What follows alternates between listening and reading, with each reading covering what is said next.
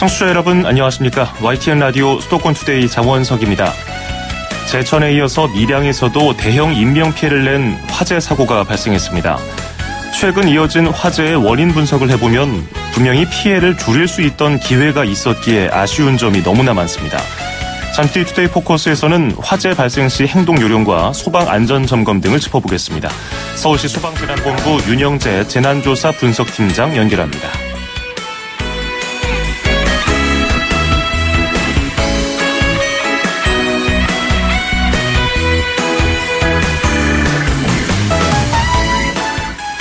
오늘 아침 앵커가 뽑은 수도권 뉴스입니다.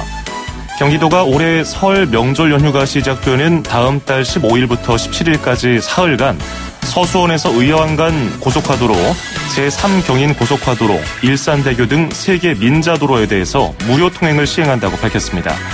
정부는 지난해 9월 유효도로법 시행령을 개정해서 설날, 추석의 전날과 당일, 다음 날에 대해 고속도로 통행료를 100% 감면하기로 결정한 바가 있죠. 올 설에 이 구역 지나는 분들 참고하시기 바라겠습니다.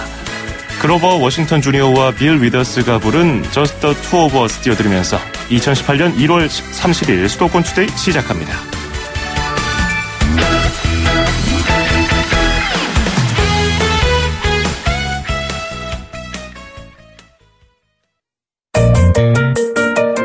음악과 수도권 뉴스가 한방에 수도권 전문 방송 수도권 투데이.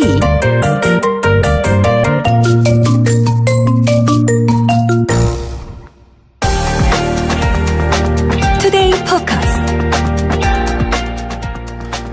우리 기억 속에는 제천 스포츠센터 화재 사고의 충격이 아직도 생생합니다.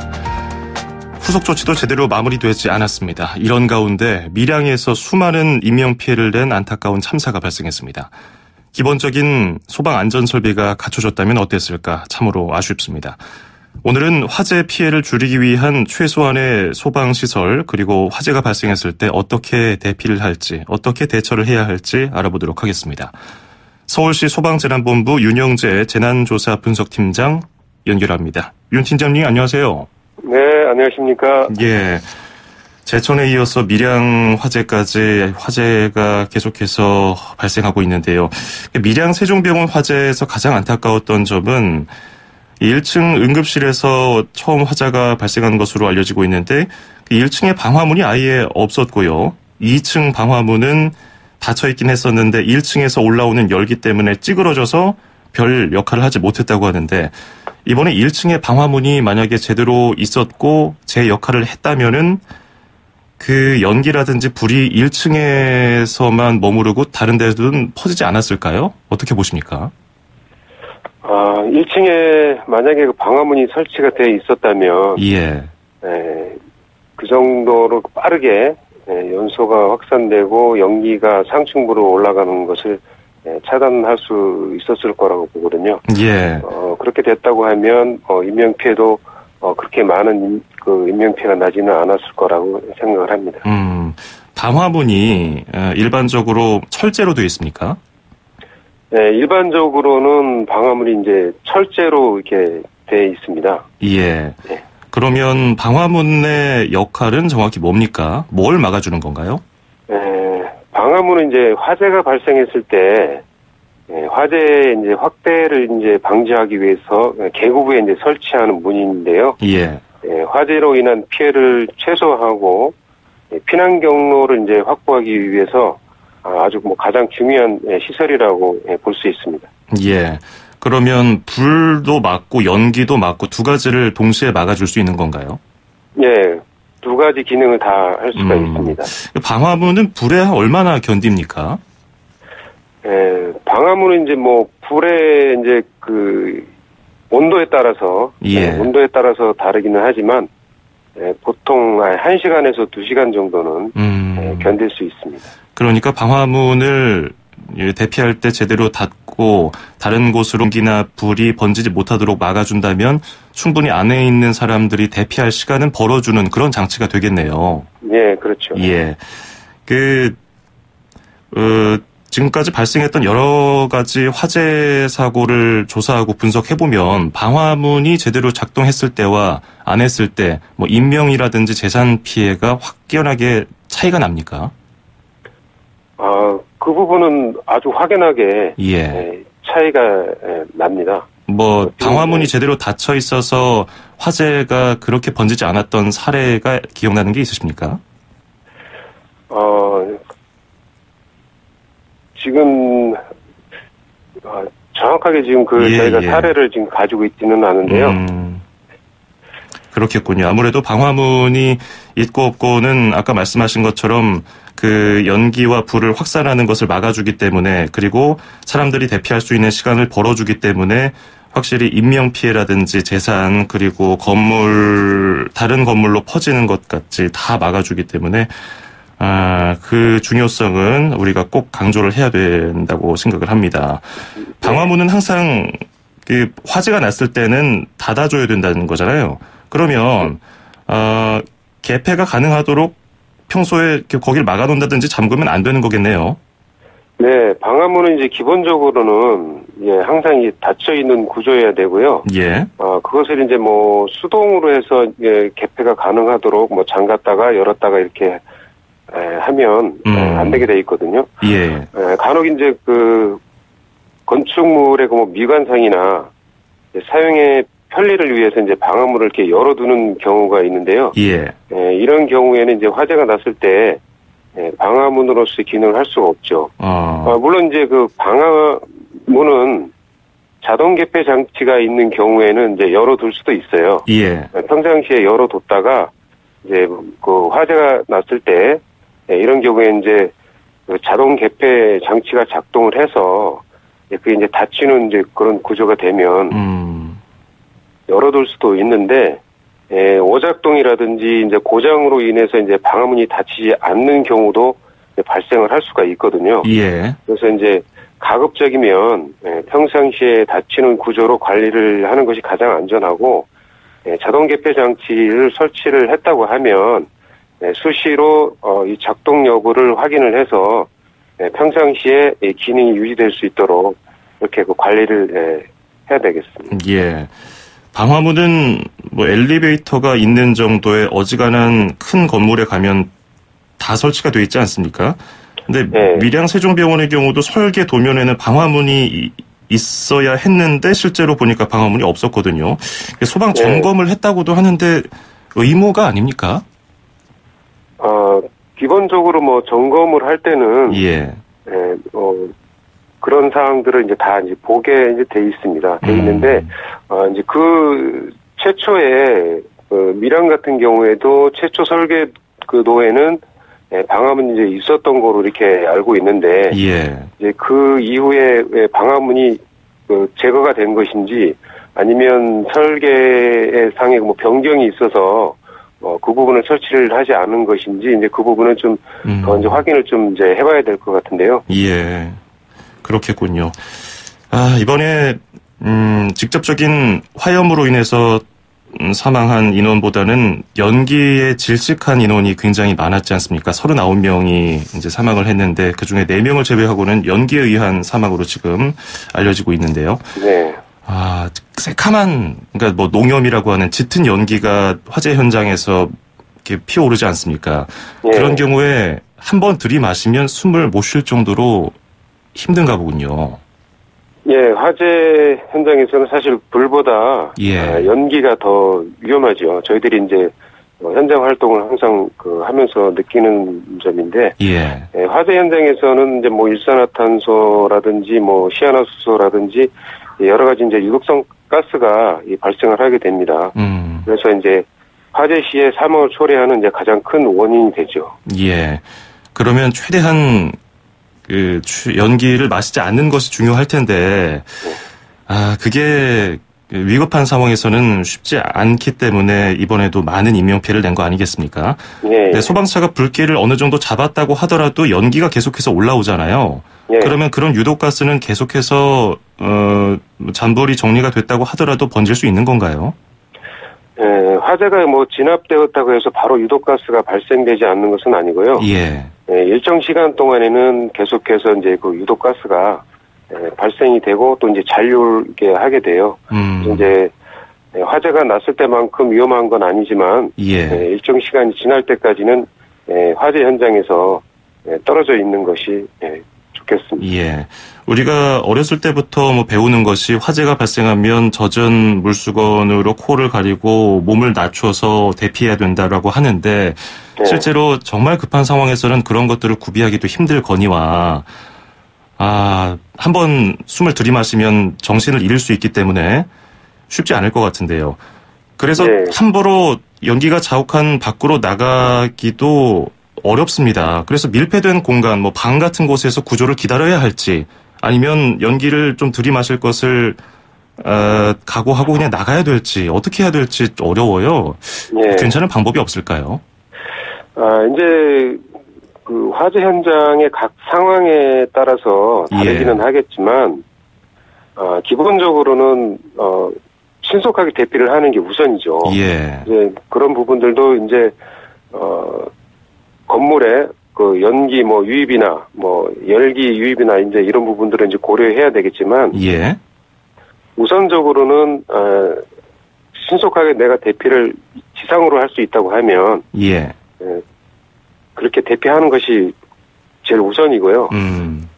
예를 들어서 연기가 그 유입이 돼서 도저히 나갈 수가 없다. 그런 경우에는 오히려 나가려고 하기보다는 실내에서 머무는 게 더 안전하다고 보여지거든요. 밀폐할 수 있는 공간이 있다면? 그래서 이제 그 경우에도 이제 연기가 유입이 될 거기 때문에. 그렇죠.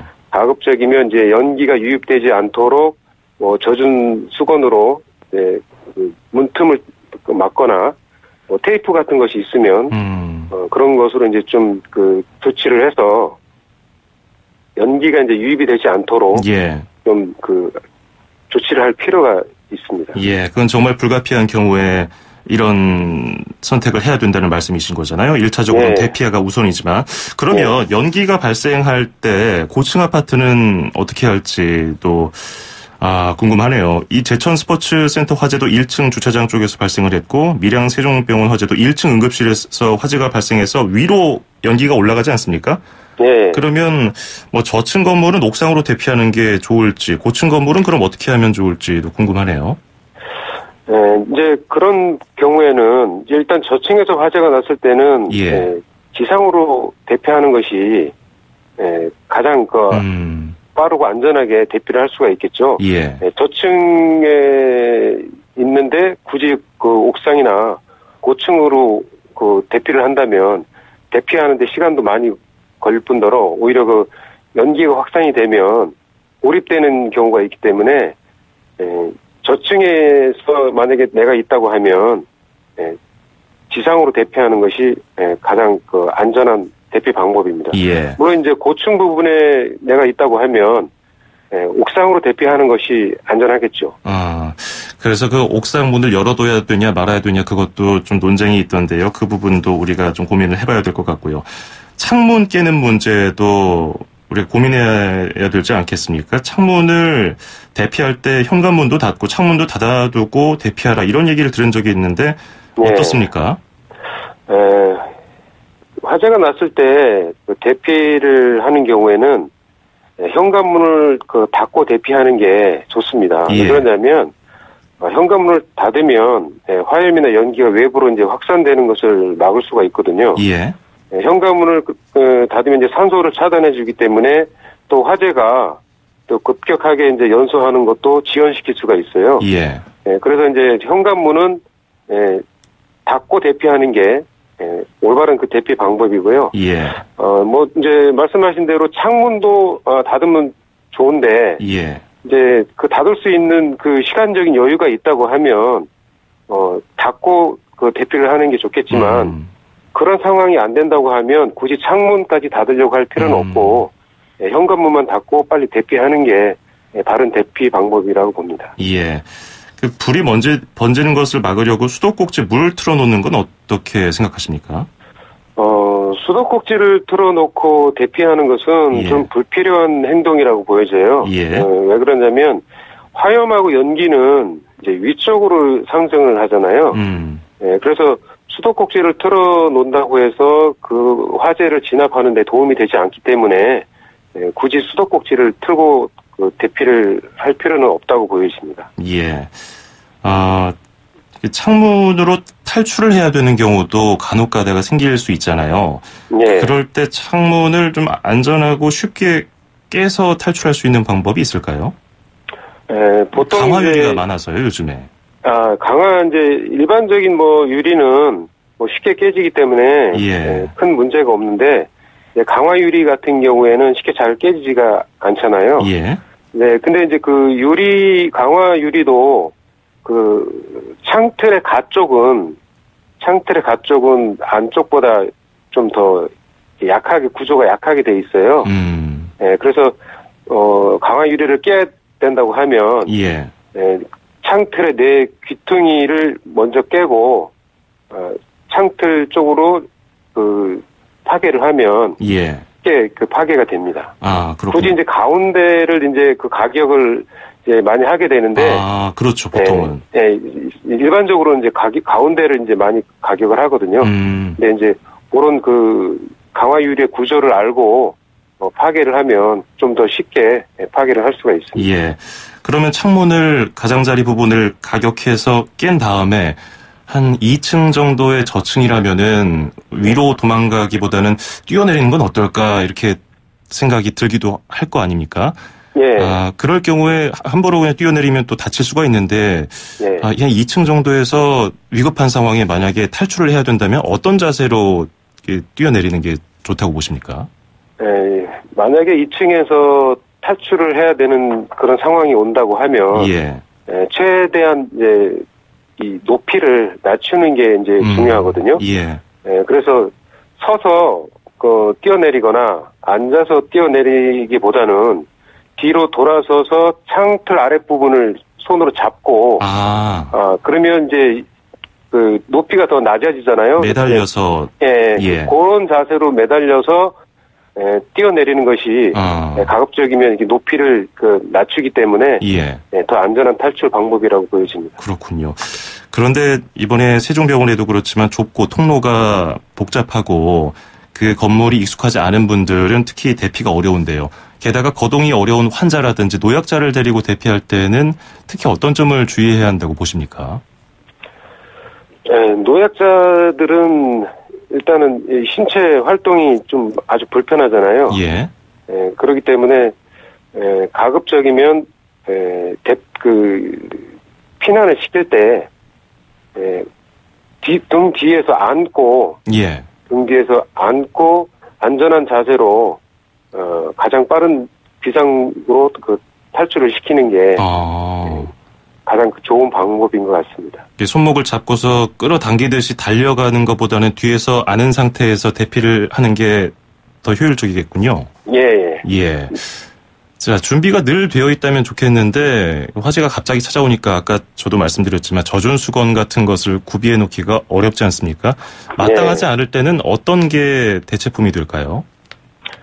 젖은 수건 같은 저희가 없다고 하면 자기가 입고 있는 옷을 벗어서 옷으로 얼굴을 가리고 옷을 통해서 호흡을 하면서 탈출하는 것이 좋은 방법인 것 같습니다. 물론 이제 주변에 비닐봉지 같은 것이 있다고 하면 그 비닐봉지를 이용을 해서 얼굴에 이제 머리 부분을 비닐봉지로 감싸서 조금씩 호흡을 하면서 이제 탈출하는 방법도 좋은 방법인데요.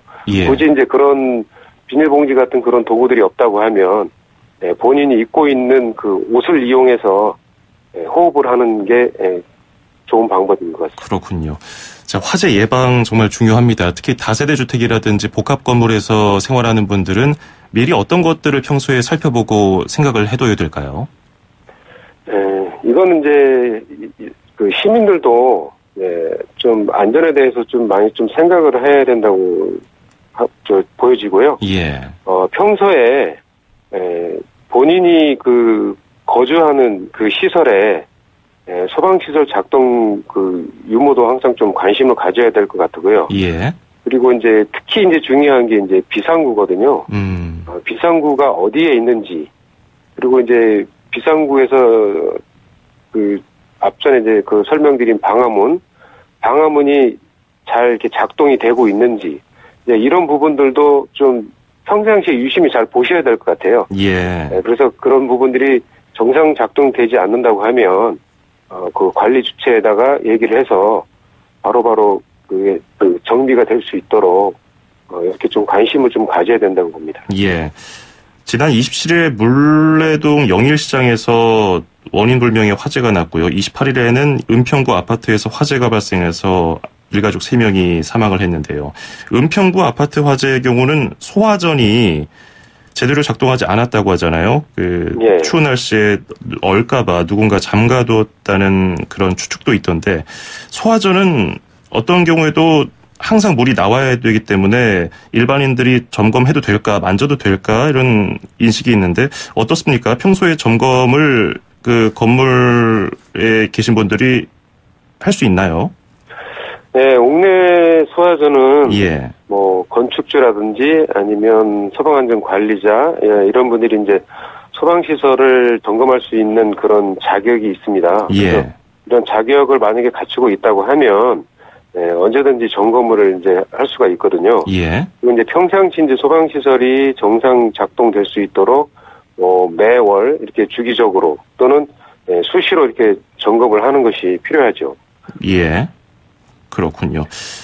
소화전은, 정말 그 큰 건물에서는 아래에서 위로 쏘아주는 역할을 또 하기 때문에 그 소방차에서 물이 부족했을 때 쓸 수 있는 물이기 때문에 항상 점검을 하고 물이 나오는 상태를 유지해야 되겠습니다. 자, 오늘 말씀 여기까지 듣도록 하죠. 고맙습니다. 네, 감사합니다. 네, 지금까지 서울시 소방재난본부의 윤영재 재난조사 분석팀장이었습니다.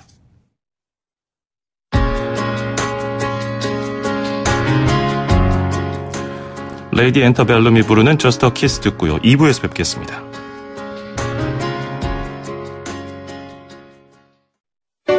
(2500만) 수도권 청취자를 위한 모든 소식이 한자리에 YTN 뉴스 FM 수도권 투데이.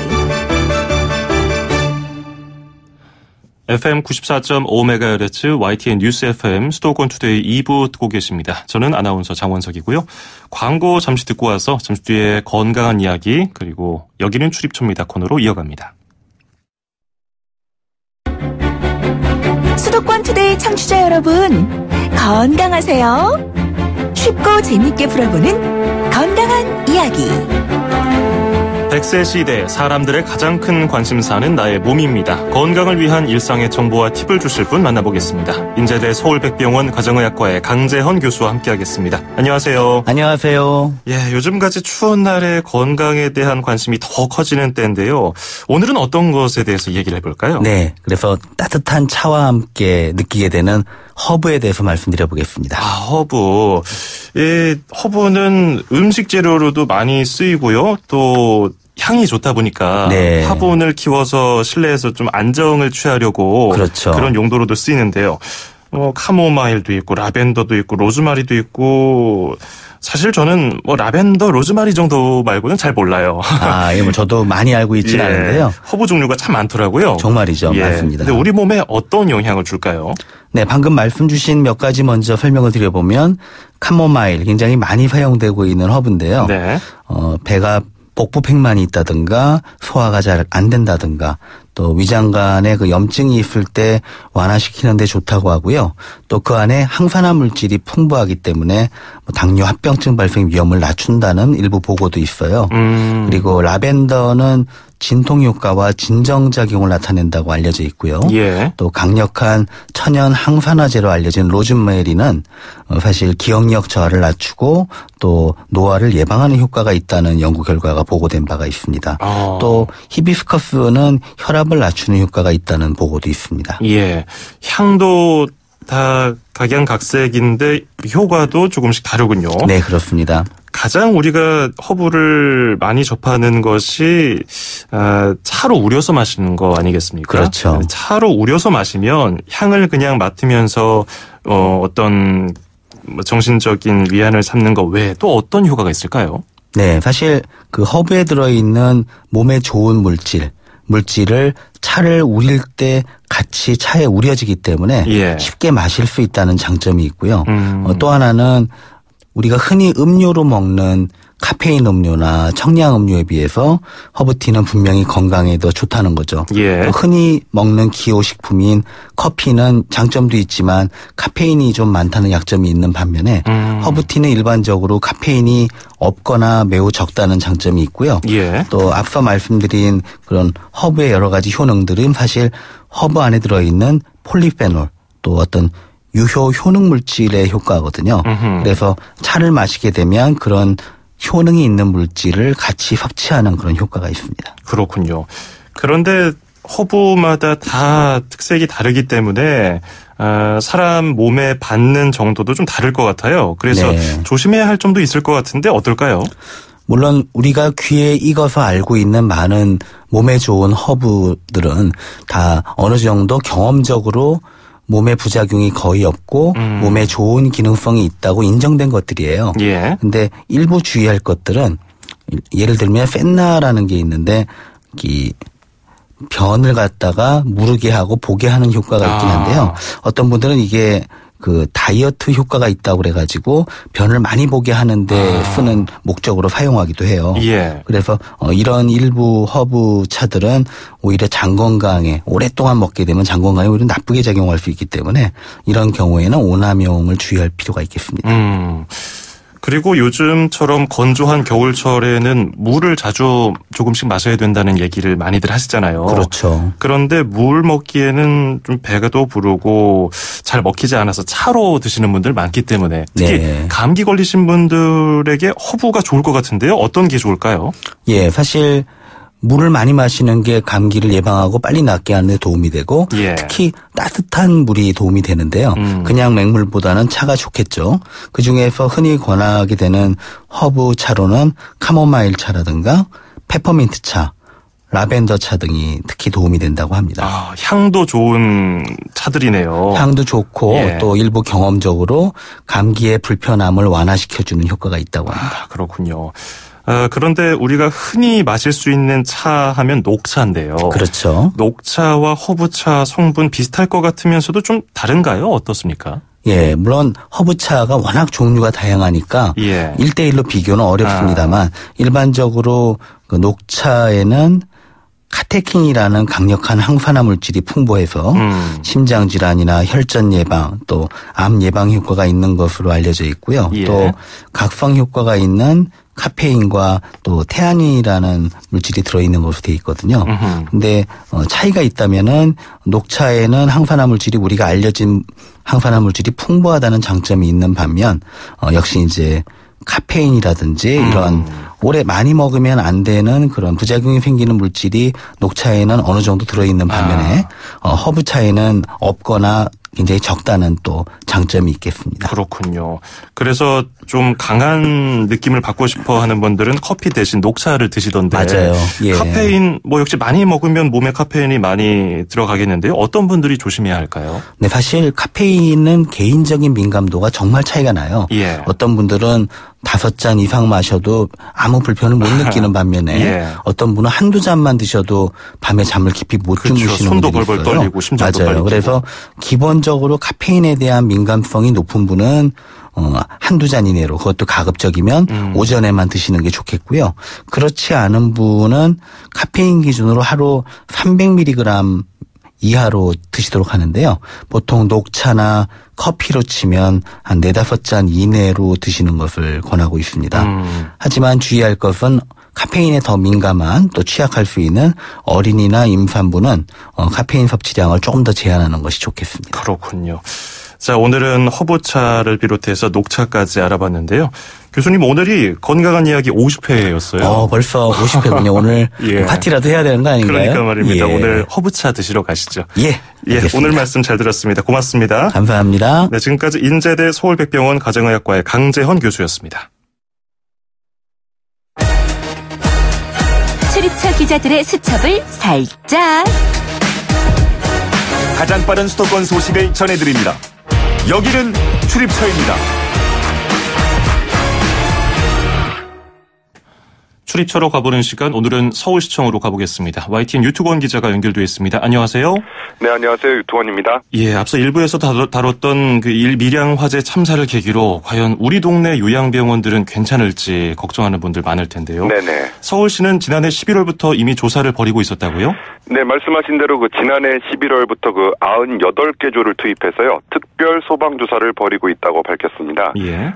이번 사태를 계기로 하지만 좀 더 철저히 들여다보겠다고 밝혔는데, 현재 서울 시내 노인 요양병원이 106개라고 하고요, 노인 요양시설은 239곳이라고 합니다. 이들 시설에 대한 특별 소방조사를 다음 달 말까지 끝내서 적발된 사항에 대해선 행정처분을 내리고 또 즉시 개선하도록 조치하겠다고 밝혔습니다. 또 일반 병원 360여 곳이 있는데 이번 기회에 전부 다 들여다보겠다고 밝혔습니다. 소방시설의 작동 여부, 또 유지 상태, 그리고 방화문이나 피난 계단 등의 상태, 또 의료진에 대한 소방교육 여부 등이 중점적인 점검 대상입니다. 예.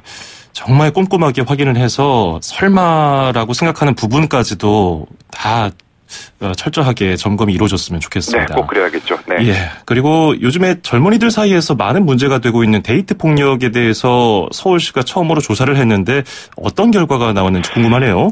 네, 말씀하신 대로 데이트 폭력에 대해서 실태 조사를 한 건 전국에서 서울시가 처음인데요. 예. 20세 이상 그리고 60세 이하 여성 2,000명을 대상으로 지난해 말에 온라인 설문조사를 했습니다. 근데 예상대로 좀 심각한 것으로 나타났고요. 우선 88.5%가 데이트 폭력을 경험한 적이 있다, 이렇게 대답을 했습니다. 예. 주로 행동을 통제하거나 언어 폭력을 행사하는 경우가 많았고요. 또 신체적 피해를 입은 경우도 10.7%에 이르렀습니다. 그런데도 절반 정도는 좀 여러 가지 이유로 별다른 대응을 하지 않았고요. 나아가서 데이트 폭력 피해자의 46.4%는 폭력을 행사한 상대방과 결혼까지 한 것으로 집계가 됐습니다. 또 그리고 이 가운데 17.4%는 결국 가정 폭력까지 또 시달려가지고 불행한 결혼 생활을 한 것으로 드러났습니다. 데이트 폭력에 대한 사회적 인식이 약하다 보니까 이런 악순환이 계속되고 있는 건데, 서울시는 예방 교육 그리고 피해자 지원을 강화하겠다고 밝혔습니다. 예. 자, 그리고 다행히 지난주부터는 서울형 미세먼지 비상 저감 조치를 발령할 만큼의 미세먼지가 없었는데요. 네네. 근데 대중교통을 무료로 운행하는 조치의 핵심은 사실 시민들이 차를 최대한 끌고 나오지 말고 대중교통 이용하는 거 아니겠습니까? 네, 그렇습니다. 근데 말씀하신 대로 미세먼지가 심한 날 도로에 차를 줄여서요, 내부 발생 요인을 조금이라도 줄여보자, 이건데, 예. 이미 많이 보도가 됐습니다만 차량 이부제가 강제가 아닌 자율이다 보니까 참여율이 그리 높지 않았던 게 현실입니다. 예. 근데 이런 가운데 서울형 미세먼지 비상조치가 발령되면 자발적으로 차량 이부제에 참여하겠다고 약속하는 기업이 늘어나고 있습니다. 일단 지금까지는 코웨이나 경동 나비엔, 귀뚜라미 보일러 등 기업 23곳이요, 차량 이부제 동참 의사를 서울시에 전해왔는데, 참여 기업들은 직원을 대상으로 미세먼지 대응 요령을 전파하고 또 대중교통을 이용해달라고 적극 홍보하기로 했습니다. 이 밖에도 다른 일반 일부 민간 기업들이 차량 이부제 참여 문제를 놓고 노동조합 등 내부의 의견을 모으고 있는 것으로 알려졌습니다. 그렇군요. 그리고 한옥하면 서울에서 북촌이 딱 떠오르지 않습니까? 네네네. 외국인들도 많이 놀러 오고요. 근데 성수동 지역에도 하나의 브랜드가 생긴다고요? 네, 바로 붉은 벽돌입니다. 지금 성동구 성수동에 가보면요, 전체 건물의 70% 가까이가 붉은 벽돌로 지어진 지역이 있습니다. 예. 서울숲 북쪽 일대인데, 서울시가 이 지역의 7만여 제곱미터를 붉은 벽돌 마을 시범사업 지역으로 정해서 보존하기로 했습니다. 개별 가옥뿐만 아니라 붉은 벽돌로 된 공장이나 창고 등도 산업유산 건축물로 지정해서 함께 보존하기로 했는데, 이 지역에서 붉은 벽돌로 새 건물을 지으면 최대 36%까지 용적률을 완화해주고요, 공사비의 절반 범위 내에서 최고 2천만 원까지 지원해주기로 했습니다. 또 기존의 붉은 벽돌 건축물을 수선해도 1,000만 원까지 공사 비용을 받을 수 있습니다. 예, 또 특색 있는 지역으로 다시 또 떠오르겠네요. 오늘 말씀 잘 들었습니다. 고맙습니다. 네, 고맙습니다. 네, 지금까지 YTN 유튜건 기자였습니다.